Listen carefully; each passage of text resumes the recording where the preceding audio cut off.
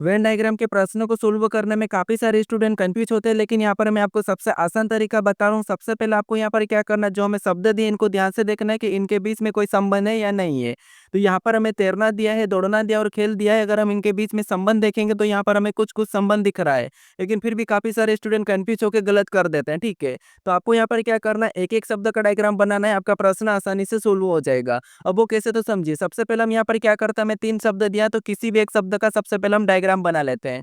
तो मान लो यहाँ पर हम क्या करते हैं, तैरना का डायग्राम सबसे पहले बनाते हैं। तो ये हमने क्या किया, तैरना का डायग्राम बना लिया, ठीक है।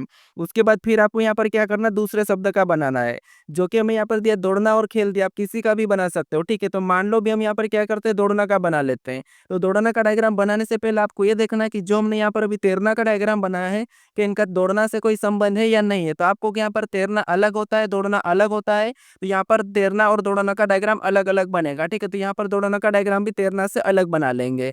उसके बाद फिर हम यहाँ पर क्या करेंगे, तीसरे शब्द का बनाएँगे, जो कि हमें यहाँ पर दिया खेल। अब खेल का डायग्राम बनाने से पहले आपको ये देखना है कि जो हमने यहाँ पर अभी तैरना और दौड़ना का डायग्राम बनाया है, कि इनका खेल से कोई संबंध है या नहीं है। तो यहाँ पर आप कहोगे तैरना भी एक खेल के अंदर आता है और दौड़ना भी एक खेल के अंदर आता है। तो ये दोनों के दोनों खेल के अंदर आते हैं, तो खेल का डायग्राम कैसा बनेगा? तो ये दोनों की दोनों इसके अंदर हो जाएँगे और खेल का डायग्राम इनके बाहर बन जाएगा, ठीक है। तो डायग्राम कैसा बनेगा? कुछ इस टाइप से बनेगा।